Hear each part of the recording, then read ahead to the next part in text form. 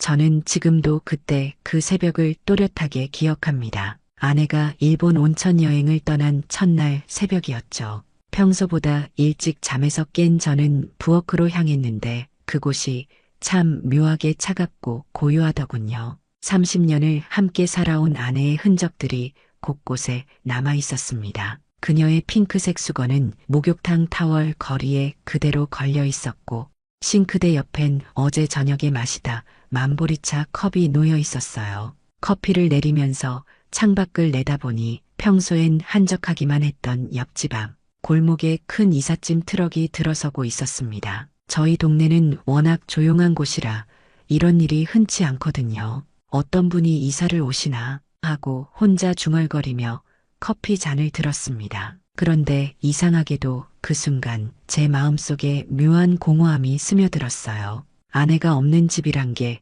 이렇게 적막한 건지 처음 알았습니다. 평소엔 아침마다 들리던 그녀의 발걸음 소리, 설거지하는 소리, 라디오에서 흘러나오는 아침 뉴스 소리, 그 모든 것들이 한꺼번에 사라지니 집 전체가 텅 빈 느낌이었어요. 마치 제가 혼자 남겨진 것 같은 기분이랄까요? 문득 옆집 쪽에서 들려오는 소음이 제 귀에 들어왔습니다. 짐을 나르는 사람들의 발걸음, 가구를 옮기는 소리, 간간이 들리는 대화 소리. 그 모든 것이 새로운 시작을 알리는 것 같았어요. 저는 자리에서 일어나 현관문을 열고 밖으로 나섰습니다. 아직 해가 완전히 뜨지 않은 시간이었지만 골목은 이미 분주했습니다. 이삿짐 센터 직원들이 큰 냉장고며 소파며 하나씩 옮기고 있었어요. 그 모습을 보면서 문득 저희가 이 집으로 이사 왔던 날이 생각났습니다. 벌써 20년도 더 된 일이죠.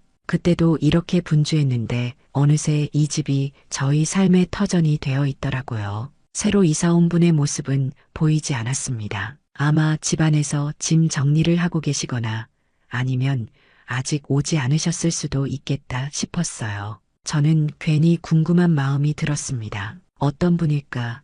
혼자 사시는 분일까? 가족이 있으신 분일까? 이런저런 생각이 머릿속을 맴돌았어요. 다시 집으로 들어와 아침을 준비하면서도 계속 옆집이 신경 쓰였습니다. 평소 같으면 아내와 함께 새로 이사 온 분은 어떤 분일까? 하며 이런저런 이야기를 나눴을 텐데 혼자 있으니 그런 대화도 할 수 없더군요. 그저 혼자서 상상만 할 뿐이었습니다. 아침을 먹고 나서 평소 하던 대로 신문을 펼쳤지만 글자가 눈에 잘 들어오지 않았어요. 자꾸만 옆집에서 들려오는 소리에 신경이 쓰였거든요. 오전 내내 짐을 나르는 소리가 계속됐습니다. 가끔 여성의 목소리도 들렸어요. 단정하고 차분한 목소리였습니다. 점심때가 되어서야 조용해졌습니다. 아마 이사 작업이 끝난 모양이었어요. 저는 창가에 서서 옆집을 바라봤습니다. 새로 걸린 커튼, 화분 몇 개가 놓인 베란다. 확실히 누군가의 새로운 보금자리가 된 모습이었죠. 그 모습을 보면서 저도 모르게 미소가 지어졌습니다. 새로운 이웃이 생겼다는 것, 그것만으로도 왠지 마음이 따뜻해지더군요. 해가 서쪽으로 기울어갈 무렵이었습니다. 저는 거실에서 텔레비전을 보고 있었는데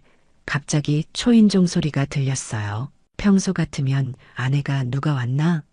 하며 현관으로 나가곤 했는데 이제는 제가 직접 나가야 했죠. 문을 열어보니 단정한 흰 블라우스에 짧은 머리를 한 중년 여성이 서 있었습니다. 안녕하세요. 옆집으로 이사 온 나은주예요. 그녀의 목소리는 오전에 들었던 것처럼 차분하고 따뜻했습니다. 손에는 하얀 접시에 담긴 머핀 몇 개를 들고 있었어요. 처음 보는 얼굴이었지만 왠지 낯설지 않은 느낌이 들었습니다. 그녀의 눈가에는 세월의 흔적이 어려 있었지만 그 속에서 따뜻한 온기가 느껴졌거든요. 아, 안녕하세요. 저는 김정우입니다. 저는 조금 어색하게 인사를 건넸습니다. 사실 새로운 사람을 만나는 게 오랜만이었어요. 이 동네에 워낙 오래 살다 보니 아는 사람들만 만나게 되거든요. 나은주 씨는 미소를 지으며 머핀을 내밀었습니다. 직접 만든 건데 드셔보세요. 이웃 인사로 가져왔어요.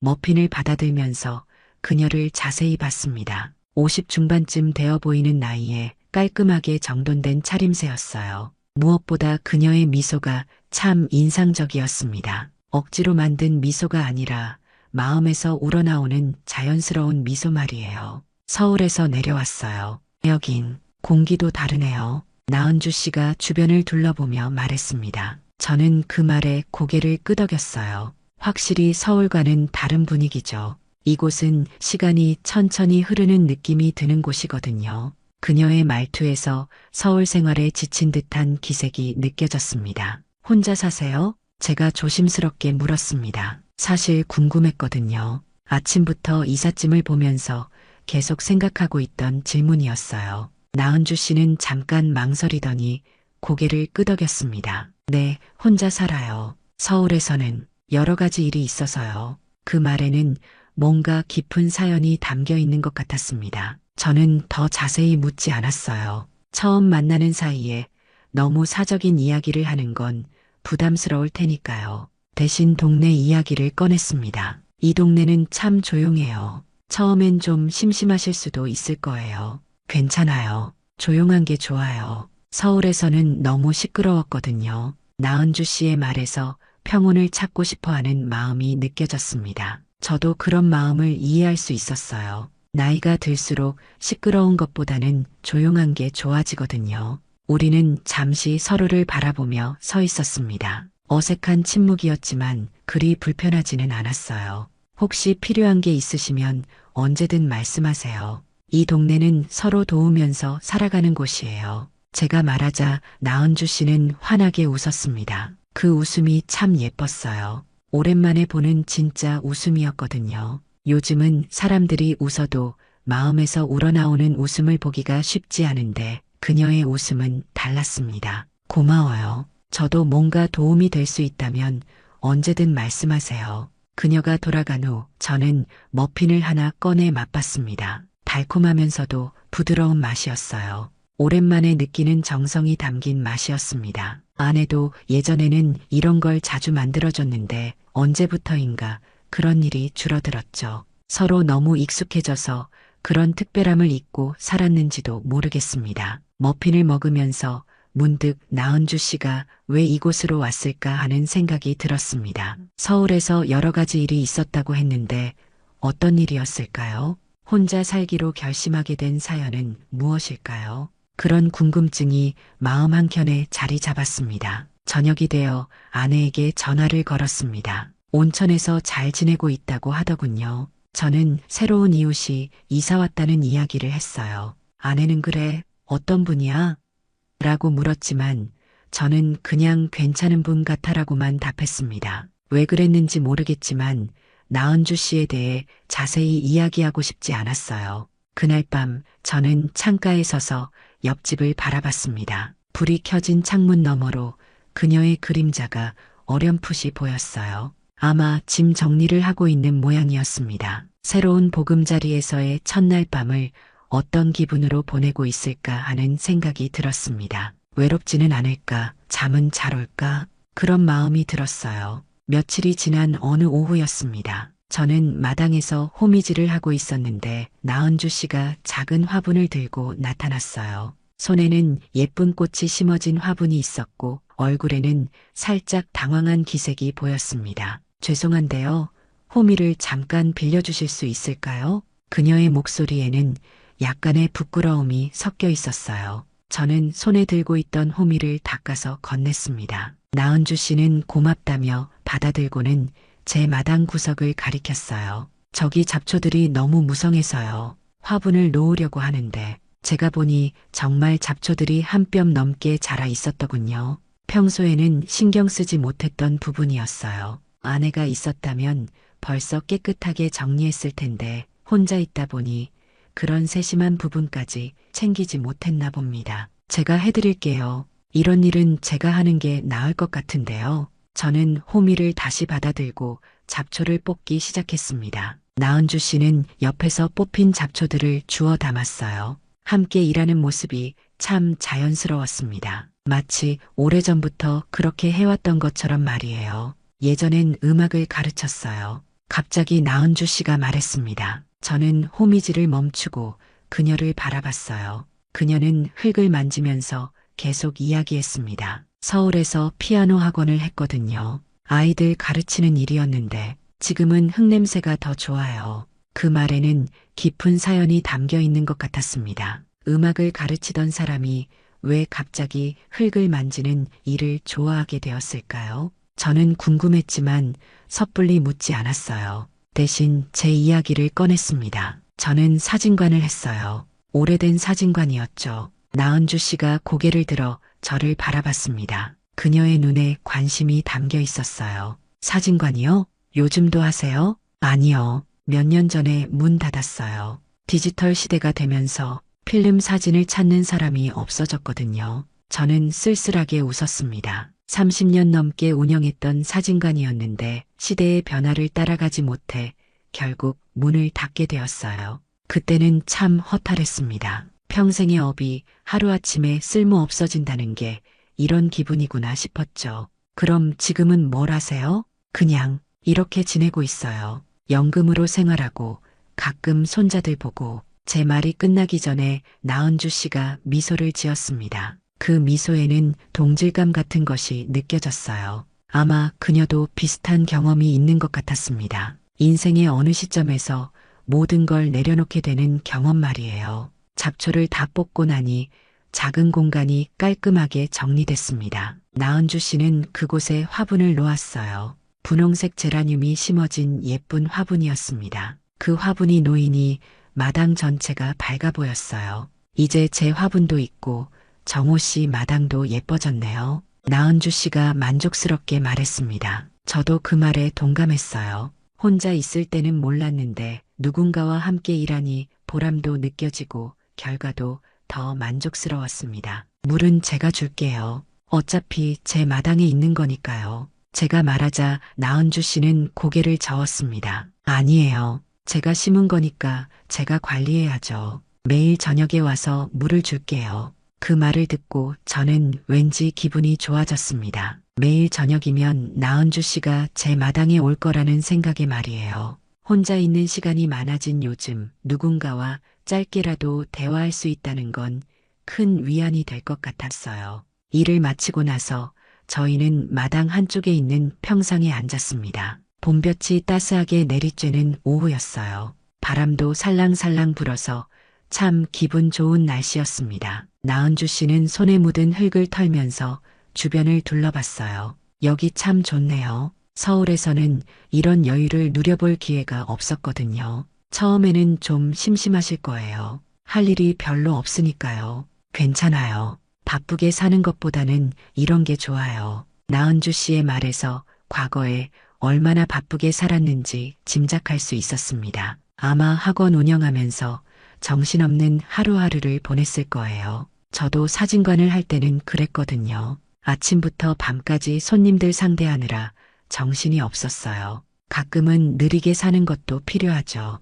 제가 말하자 나은주 씨는 고개를 끄덕였습니다. 우리는 한동안 말없이 앉아 있었어요. 하지만 그 침묵이 어색하지 않았습니다. 오히려 편안했어요. 누군가와 함께 있으면서도 말을 하지 않아도 되는 관계, 그런 관계가 참 소중하다는 걸 새삼 느꼈습니다. 해가 기울어갈 무렵 나은주 씨가 일어났습니다. 집으로 돌아가야 한다고 하더군요. 저는 호미를 정리하면서 그녀가 가는 모습을 바라봤어요. 그녀의 뒷모습에서 왠지 쓸쓸함이 느껴졌습니다. 혼자 사는 사람들만이 가지고 있는 그런 쓸쓸한 말이에요. 며칠 후 산책을 나갔다가 우연히 폐업한 제 사진관 앞에서 나은주 씨와 마주쳤습니다. 그녀는 사진관 앞에 서서 낡은 간판을 바라보고 있었어요. 저는 조심스럽게 다가가서 말을 걸었습니다. 여기가 제가 했던 사진관이에요. 나은주 씨가 놀란 듯 돌아봤습니다. 그리고는 다시 간판을 바라보더니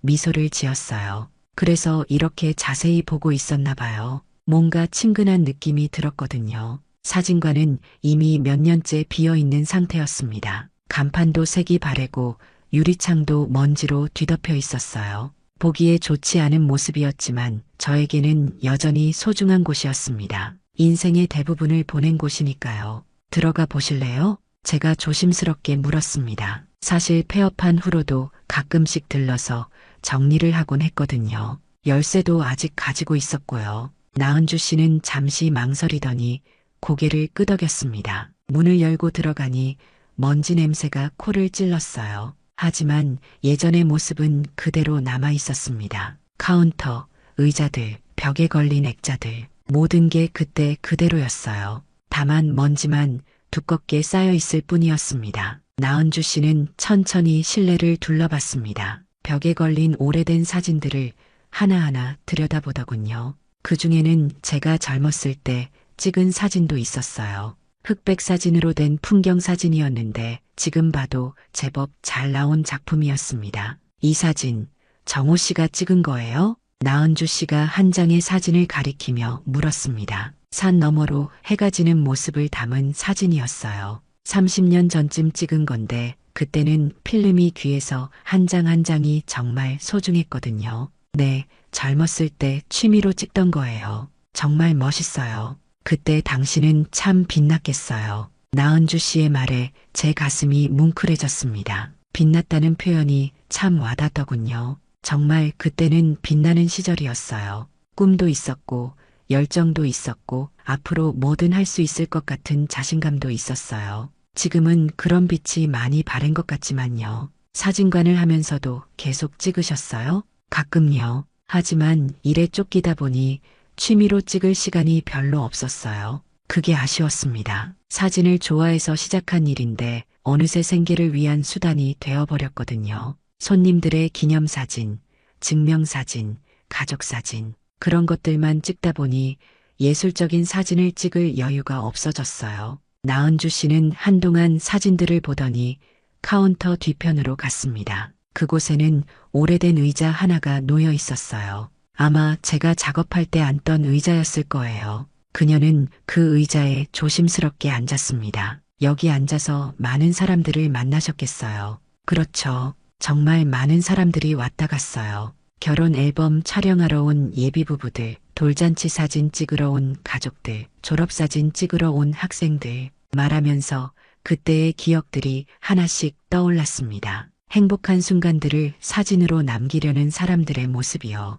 그들의 밝은 웃음소리가 아직도 귀에 들리는 것 같았어요. 즐거우셨겠어요. 사람들의 행복한 순간을 담는 일이니까요. 그런 면에서는 보람 있는 일이었어요. 하지만 마지막 몇 년은 힘들었어요. 디지털 카메라가 나오면서 필름 사진을 찾는 사람이 급격히 줄어들었거든요. 나은주 씨는 이해한다는 듯 고개를 끄덕였습니다. 아마 그녀도 비슷한 경험이 있었을 거예요. 피아노 학원도 요즘은 예전만큼 인기가 없다고 들었거든요. 시대가 변하면서 사람들의 관심사도 바뀌고 그러면서 예전의 것들은 자연스럽게 밀려나게 되죠. 그래도 좋은 추억들이 많이 남아있잖아요. 맞아요. 그게 위안이에요. 우리는 한동안 말없이 앉아 있었습니다. 나은주 씨는 제 옆 의자에 앉아서 주변을 둘러보고 있었고 저는 그녀가 있어서 이 공간이 훨씬 따뜻하게 느껴진다는 걸 깨달았어요.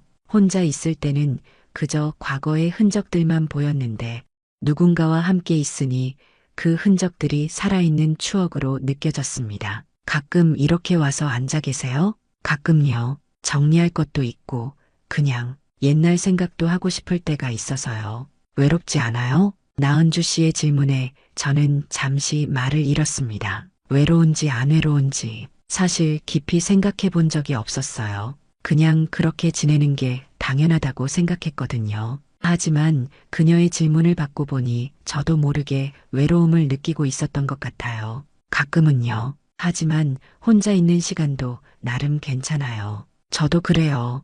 혼자 있으면 편하긴 한데 가끔은 누군가와 이야기하고 싶을 때가 있어요. 그 말에 저는 깊이 공감했습니다. 혼자 있는 것에 익숙해졌다고 생각했는데 막상 누군가와 이야기를 나누니 그동안 얼마나 말할 상대가 그리웠는지 알 수 있었어요. 아내와는 오랜 세월을 함께 살았지만 어느새 서로에게 할 말이 줄어들었거든요. 새로운 이야기, 새로운 관점을 나눌 수 있는 상대가 그리웠던 것 같아요. 해가 기울어 사진관 안이 어두워지기 시작했습니다. 저희는 일어나서 밖으로 나왔어요. 문을 잠그면서 나은주 씨가 말했습니다. 오늘 좋은 시간이었어요. 정호 씨의 과거를 조금이나마 알 수 있어서 좋았어요. 저도 그런 기분이었습니다. 오랜만에 제 이야기를 진지하게 들어주는 사람을 만났거든요. 며칠 후 아침부터 비가 내리기 시작했습니다. 처음에는 가랑비였는데 점점 세게 내리더니 오후에는 억수같이 쏟아졌어요. 저는 거실에서 창밖을 바라보며 이런 날씨에는 밖에 나가기도 어렵겠다고 생각하고 있었습니다. 그런데 저녁 무렵 갑자기 현관 쪽에서 소리가 들렸어요. 누군가 처마 밑에서 비를 피하고 있는 것 같았습니다. 문을 열어보니 나은주 씨가 흠뻑 젖은 채로 서 있었어요. 우산도 없이 뛰어온 모양이었습니다. 어머, 왜 이렇게 젖으셨어요? 얼른 들어오세요. 저는 급히 그녀를 집 안으로 안내했습니다. 나은주 씨는 미안하다며 손사래를 쳤지만 온몸이 물에 젖어 있어서 감기라도 걸릴 것 같았어요. 머리카락에서는 물방울이 떨어지고 있었고 옷도 완전히 젖어 있었습니다. 오늘은 누군가의 목소리가 필요했어요. 나은주 씨가 떨리는 목소리로 말했습니다. 그 말에서 뭔가 깊은 외로움이 느껴졌어요. 아마 혼자 있으면서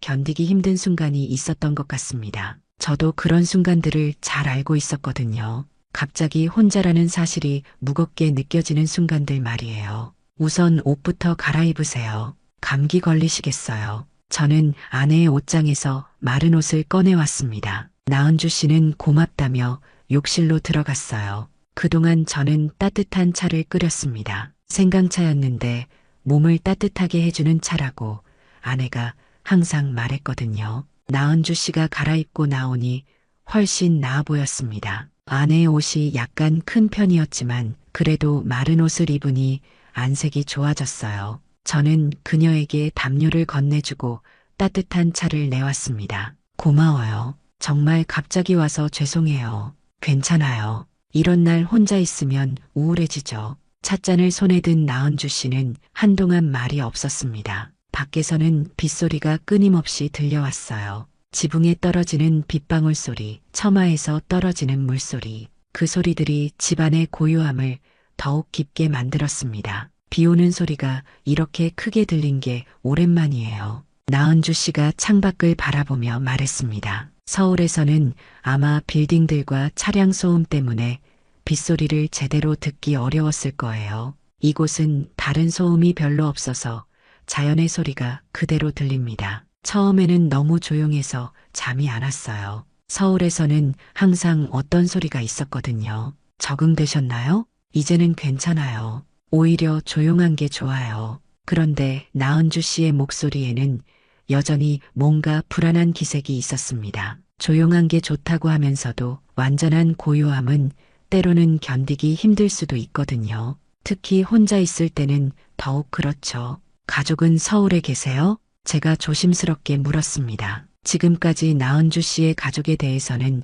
들어본 적이 없었거든요. 그녀는 잠시 망설이더니 천천히 대답했습니다. 딸이 하나 있어요. 결혼해서 독립했고요. 자주 만나세요? 가끔요. 딸도 바쁘고 저도 너무 자주 만나면 서로 부담스러울 것 같아서요. 그 말에서 복잡한 감정이 느껴졌습니다. 자식과의 관계도 나이가 들면서 미묘해지죠. 너무 의존하고 싶지도 않고 그렇다고 완전히 떨어져 있기도 어렵고 적당한 거리를 유지하는 게 쉽지 않아요. 밖에 비는 더욱 세게 내리고 있었습니다. 창문을 두드리는 빗방울 소리가 마치 누군가 문을 두드리는 것 같았어요. 나은주 씨는 찻잔을 두 손으로 감싸 쥐고 있었습니다. 그 모습에서 왠지 의지할 곳을 찾고 있는 사람의 모습이 보였어요. 외롭죠? 제가 직접적으로 물었습니다. 나은주 씨는 잠시 놀란 듯 했지만 곧 고개를 끄덕였어요. 네, 생각보다 많이요.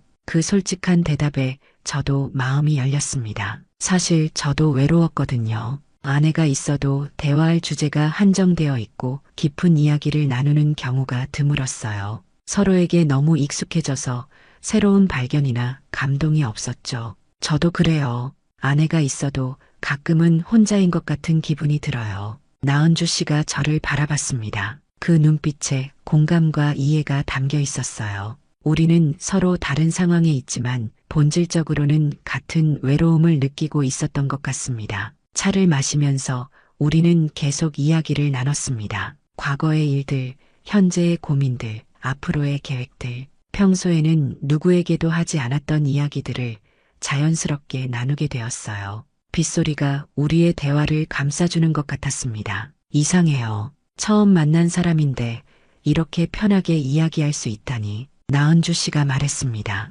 저도 같은 생각이었어요. 오랜 친구보다도 더 편안하게 느껴졌거든요. 아마 서로 비슷한 처지에 있고 비슷한 마음을 가지고 있어서 그런 것 같았습니다. 시간이 흐르면서 밖에 비는 조금씩 잦아들었습니다. 하지만 나은주 씨는 아직 집으로 돌아가려고 하지 않았어요. 저도 그녀가 가는 걸 원하지 않았습니다. 이런 편안한 시간이 언제 또 있을지 모르겠거든요. 조금 더 있다 가세요. 비도 아직 오고 있고요. 저는 그렇게 말하면서도 사실은 더 오래 함께 있고 싶다는 마음이었습니다. 나은주 씨도 그런 제 마음을 아는 듯 고개를 끄덕였어요. 우리는 그렇게 비 오는 밤을 함께 보냈습니다. 서로의 곁에 있다는 것만으로도 충분히 따뜻한 시간이었어요. 나은주 씨와 그런 시간을 보내고 며칠이 지난 어느 날 저녁 테이블 위에 놓인 엽서 한 장을 발견했습니다. 일본에서 온 것이었어요. 아내의 글씨였습니다. 엽서 앞면에는 교토의 아름다운 사찰이 그려져 있었고 뒷면에는 아내의 정성스러운 글씨로 메시지가 적혀 있었어요. 교토의 오래된 찻집에서 차를 마시다 당신 생각이 났어요. 첫 문장부터 가슴이 뭉클했습니다. 결혼한 지 30년이 넘었지만 아내가 여행 중에 저를 생각한다는 것만으로도 감사한 마음이 들었어요. 계속 읽어 내려갔습니다. 우리 사이가 얼마나 허전했는지 지금이야 알 것 같아요. 당신이 없는 동안 나도 나를 몰랐어요. 그 글을 읽으면서 제 마음이 복잡해졌습니다. 아내도 우리 사이에 어떤 공허함을 느끼고 있었던 것 같아요. 평소에는 표현하지 않았지만 혼자 있는 시간을 통해서 그런 감정을 깨달은 모양이었습니다. 온천에서 혼자 있는 시간이 많다 보니 우리에 대해 생각하게 됐어요. 언제부터인가 우리는 함께 있으면서도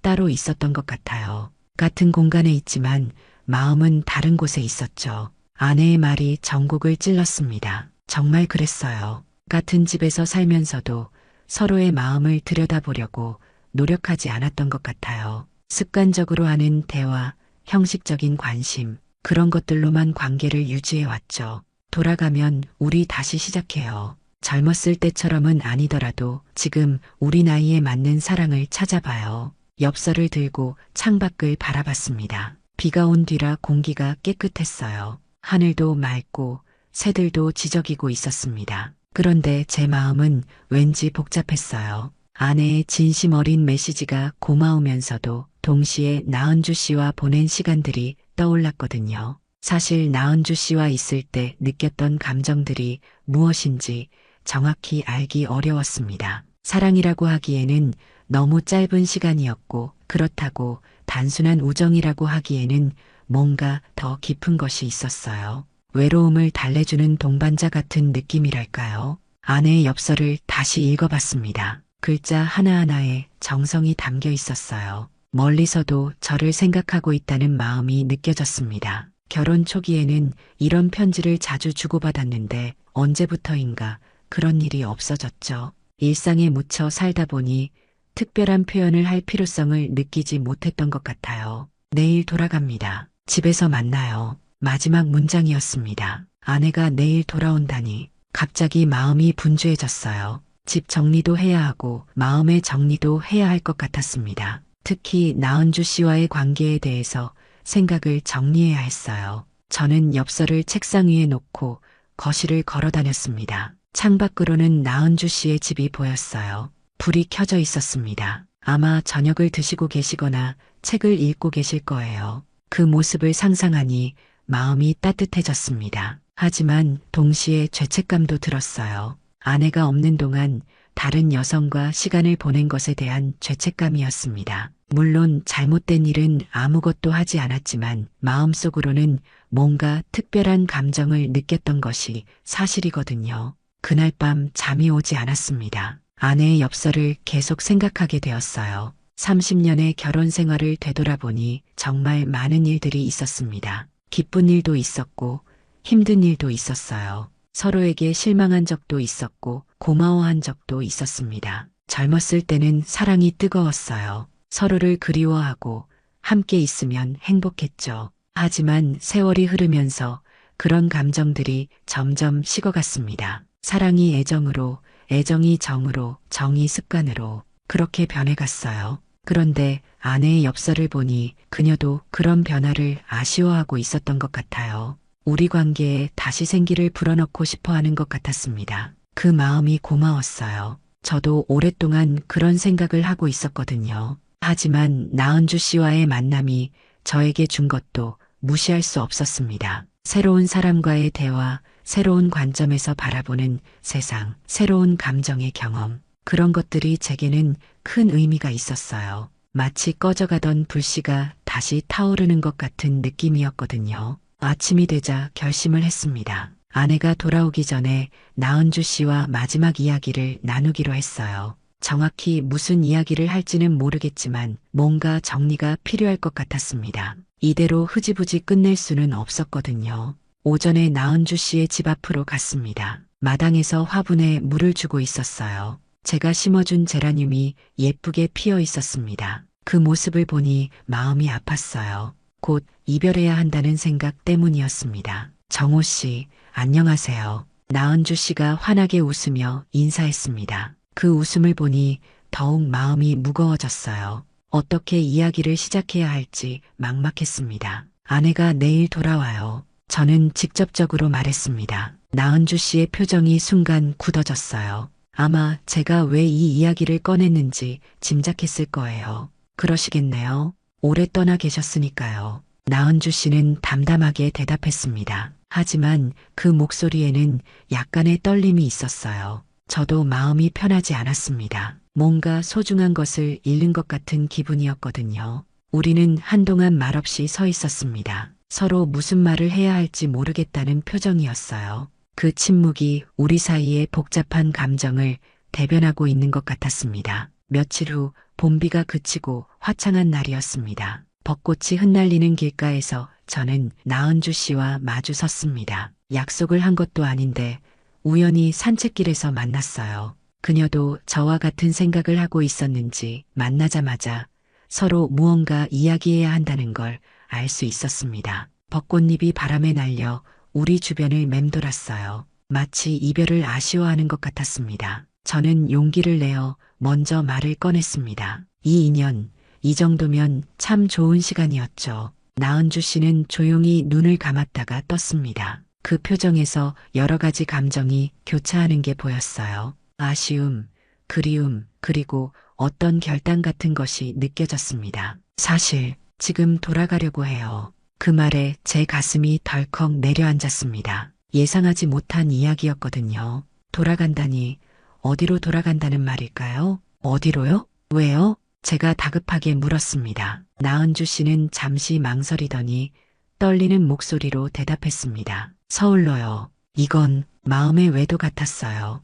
그 말에 저는 할 말을 잃었습니다. 마음의 외도라는 표현이 정확했어요. 우리는 육체적인 관계는 전혀 없었지만 마음으로는 분명 특별한 감정을 나누고 있었거든요. 그것이 잘못된 일인지는 모르겠지만 적어도 순수한 이웃 관계는 아니었던 것이 사실이었습니다. 여기서 당신 대신 누군가의 빈자리에 들어가고 싶지 않았어요. 나은주 씨의 말이 더욱 명확해졌습니다. 그녀는 제 아내의 자리를 침범하고 싶지 않다는 뜻이었어요. 그 말을 듣고 저는 나은주 씨의 인품을 다시 한번 느꼈습니다. 자신의 감정보다 도덕적인 판단을 우선시하는 사람이었어요. 그리고 서울에 갓 이혼한 딸이 있어요. 어린 손주도요. 제가 필요합니다. 그제야 나은주 씨가 왜 갑자기 이곳을 떠나겠다고 하는지 이해할 수 있었습니다. 딸이 이혼했다니 그럼 정말 힘든 시기를 보내고 있을 거예요. 어린아이를 혼자 키우는 것도 쉬운 일이 아니고요. 엄마의 도움이 절실할 때였을 겁니다. 언제부터 그 생각을 하셨어요? 며칠 전부터요. 딸에게서 전화가 왔는데 목소리가 많이 지쳐 있더라고요. 그때 제가 여기서 뭘 하고 있나 싶었어요. 나은주 씨의 눈에 눈물이 맺혔습니다. 아마 딸에 대한 걱정과 저에 대한 마음 사이에서 많이 고민했을 거예요. 그리고 결국 가족을 선택한 것이겠죠. 당연한 선택이었지만 그래도 마음이 아팠습니다. 딸이 더 중요하죠. 당연히 가셔야 해요. 저는 억지로 이해한다는 표정을 지었습니다. 하지만 속으로는 아쉬움이 컸어요. 이제 막 서로를 알아가기 시작했는데 벌써 이별해야 한다니 시간이 너무 짧았습니다. 정호 씨도 아시잖아요. 가족이 최우선이라는 걸. 네, 알아요. 그래도 아쉽네요. 제가 솔직하게 말했습니다. 아쉽다는 표현밖에는 달리 할 말이 없었어요. 더 강하게 붙잡을 수도 없고 그렇다고 덤덤하게 보낼 수도 없었거든요. 벚꽃잎이 더 많이 떨어지고 있었습니다. 바람이 조금 강해져서 꽃잎들이 우리 주변을 빙빙 돌았어요. 그 모습이 우리의 심정과 비슷한 것 같았습니다. 아름답지만 잠깐뿐인 것, 붙잡고 싶지만 결국 떠나보내야 하는 것. 언제 떠나세요? 내일 아침에요. 이미 이사업체와 약속을 했어요. 내일이라니 너무 갑작스러웠습니다. 마음의 준비를 할 시간도 없었어요. 하지만 어쩔 수 없었습니다. 나은주 씨도 쉽게 내린 결정은 아니었을 거예요. 그동안 정말 고마웠어요. 외로울 때 위로가 되어주셔서. 나은주 씨가 떨리는 목소리로 말했습니다. 그 말에 저도 목이 메었어요. 저 역시 그녀에게서 큰 위로를 받았거든요. 혼자 있는 시간들이 그렇게 외롭지 않았던 것도 그녀가 있었기 때문이었습니다. 저야말로 고마웠어요. 덕분에 좋은 시간을 보냈어요. 우리는 서로를 바라봤습니다. 할 말은 많았지만 정작 입 밖으로는 나오지 않았어요. 어떤 말로도 이 순간의 복잡한 감정을 표현할 수 없을 것 같았거든요. 이별이지만 고마웠어요. 나은주 씨가 분명하지만 조용한 목소리로 말했습니다. 그 말에는 결별의 의미가 담겨 있었어요. 다시는 만나지 않겠다는 뜻이었습니다. 아마 그게 서로에게 좋을 거라고 생각했을 거예요. 저도 말없이 고개를 끄덕였습니다. 더 이상 할 말이 없었거든요. 우리는 한동안 그렇게 서 있다가 조용히 각자의 길로 돌아갔습니다. 뒤돌아보지 않았어요. 뒤돌아보면 더 아플 것 같았거든요. 집으로 돌아오는 길에 저는 많은 생각을 했습니다. 나은주 씨와의 만남이 제게 어떤 의미였는지, 앞으로는 어떻게 살아가야 할지. 분명한 건 그녀와의 시간이 제게는 소중한 경험이었다는 것입니다. 비록 짧았지만 진정한 소통을 경험했거든요. 그날 저녁 아내에게서 전화가 왔습니다. 내일 아침 일찍 도착한다고 하더군요. 저는 알겠다고 대답하면서도 마음 한편으로는 복잡했어요. 아내를 반갑게 맞이해야 하는데 동시에 나은주 씨와의 이별을 슬퍼하고 있었거든요. 밤늦게까지 잠이 오지 않았습니다. 창밖으로는 나은주 씨의 집이 보였어요. 불이 켜져 있었습니다. 아마 짐을 정리하고 있을 거예요. 내일이면 그 집도 다시 빈집이 되겠죠. 마치 꿈이었던 것처럼 모든 게 원래대로 돌아가는 거예요. 나은주 씨가 떠난 지 일주일이 지났습니다. 아내는 약속대로 다음날 아침에 돌아왔어요. 일본 여행에서 많은 생각을 했다며 저에게 따뜻하게 다가왔습니다. 그 모습을 보니 엽서에 적었던 마음이 진심이었다는 걸 알 수 있었어요. 여행 다녀와서 깨달은 게 많아요. 우리가 너무 서로에게 무관심했던 것 같아요. 아내가 짐을 정리하면서 말했습니다. 저는 그랬나요? 라고 대답했지만 속으로는 그녀의 말에 깊이 공감하고 있었어요. 정말 우리는 오랫동안 서로에게 무관심했던 것 같습니다. 당신은 어떻게 지냈어요? 심심하지 않았어요? 아내가 물었을 때 저는 잠시 말을 잃었습니다. 나은주 씨와의 일들이 머릿속을 스쳐갔거든요. 하지만 그 이야기를 할 수는 없었어요. 괜찮았어요. 책도 읽고 산책도 하고 저는 대충 둘러댔습니다. 아내는 제 대답에 만족하는 듯 고개를 끄덕였어요. 그런데 문득 창밖을 바라보더니 물었습니다. 옆집에 누가 살았나 봐요? 화분이 있네요. 제 가슴이 덜컥 내려앉았습니다. 나은주 씨가 심었던 제라늄 화분이 아직 그대로 있었거든요. 저는 당황하면서 대답했습니다. 잠깐 사셨던 분이 있었는데 벌써 이사 가셨어요. 그래요? 인사도 못 드렸네. 아내는 별로 관심 없다는 듯 말했습니다. 저는 안도의 한숨을 쉬었어요.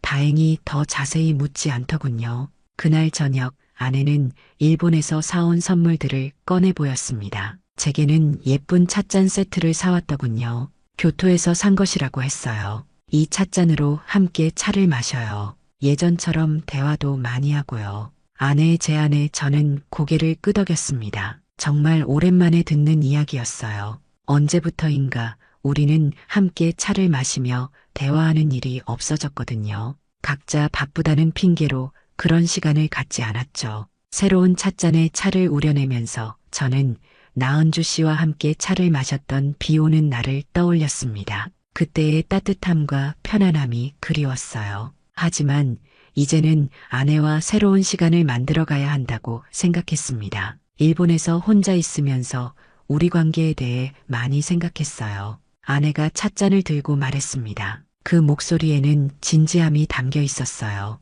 어떤 생각을 하셨어요? 우리가 언제부터인가 동반자가 아니라 그냥 같이 사는 사람이 되었다는 생각이요. 서로에 대한 관심도 줄어들고 대화도 줄어들고 아내의 말이 정확했습니다. 정말 그렇게 되어 있었어요. 사랑하는 사이에서 습관적인 관계로 변해버린 거죠. 그 과정이 너무 자연스러워서 언제부터 그렇게 되었는지도 모를 정도였어요. 저도 그런 생각을 했어요. 우리가 너무 서로를 당연하게 생각했던 것 같아요. 제가 솔직하게 대답했습니다. 아내는 제 말에 공감한다는 듯 고개를 끄덕였어요. 그날부터 저희는 정말 달라지려고 노력했습니다. 매일 저녁 함께 차를 마시며 하루 있었던 일들을 나누었어요. 처음에는 어색했지만 점점 자연스러워졌습니다. 서로에 대해 새롭게 알게 되는 것들도 있었어요. 하지만 저는 가끔 나은주 씨를 생각했습니다. 그녀는 서울에서 잘 지내고 있을까? 딸과 손주는 어떻게 지내고 있을까?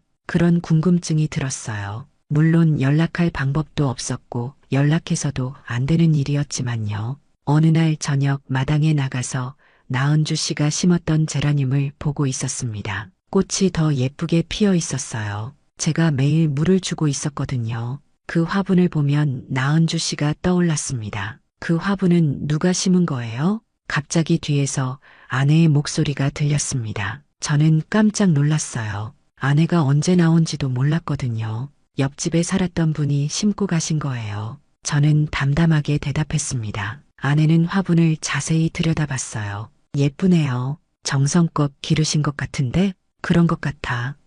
저는 더 이상 말하지 않았습니다. 아내도 더 묻지 않았어요. 하지만 그 순간 왠지 나은주 씨에 대한 기억이 더욱 선명해졌습니다. 시간이 흘러 가을이 왔습니다. 제라늄은 여전히 예쁘게 피어 있었어요. 아내와의 관계도 많이 좋아졌습니다. 예전처럼 다정하지는 않지만 서로를 이해하고 배려하려고 노력하고 있어요. 그것만으로도 충분히 의미 있는 변화였습니다. 어느 날 밤 저는 마루 끝에 앉아서 하늘을 바라봤습니다. 별이 유난히 많이 보이는 밤이었어요. 그러면서 나은주 씨와의 시간들을 되돌아봤습니다. 그 짧은 만남이 제게 무엇이었는지 생각해봤어요. 그것은 사랑도 아니고 위로도 아니었습니다. 어쩌면 잠깐 스쳐간 봄밤의 꿈이었는지도 모릅니다. 하지만 그 꿈이 남긴 따스한 잔향은 지금도 제 마음을 고요히 녹이고 있어요. 인생에는 때로 이런 만남들이 필요한 것 같습니다.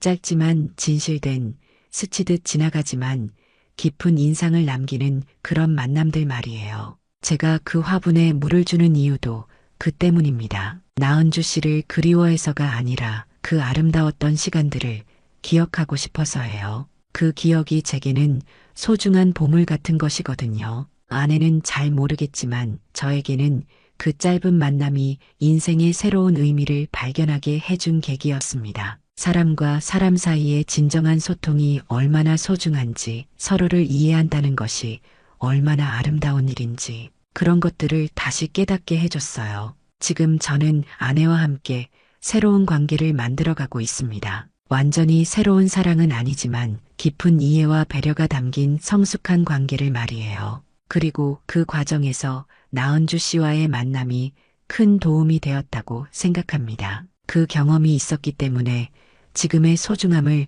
더 잘 알 수 있게 되었거든요. 가끔 저녁 무렵 제라늄에 물을 주면서 생각합니다. 나은주 씨는 지금 어떻게 지내고 있을까? 딸과 손주와 함께 행복한 시간을 보내고 있을까? 그런 생각을 하면 마음이 따뜻해집니다. 그녀가 행복하기를 바라는 마음이에요. 어젯밤에는 꿈을 꾸었습니다. 나은주 씨와 함께 벚꽃길을 걷는 꿈이었어요. 꿈속에서 우리는 아무 말 없이 걸었습니다. 하지만 그 침묵이 편안했어요. 서로를 이해하고 있다는 느낌이 들었거든요. 꿈에서 깨어났을 때 저는 미소를 지었습니다. 좋은 꿈이었어요. 제라늄 화분을 보면서 저는 깨달았습니다. 인생에는 영원한 것도 있고 잠깐인 것도 있다는 걸요. 아내와의 관계는 영원히 이어질 것이고 나은주 씨와의 만남은 잠깐의 인연이었어요. 하지만 둘 다 소중합니다. 영원한 것은 깊이가 있고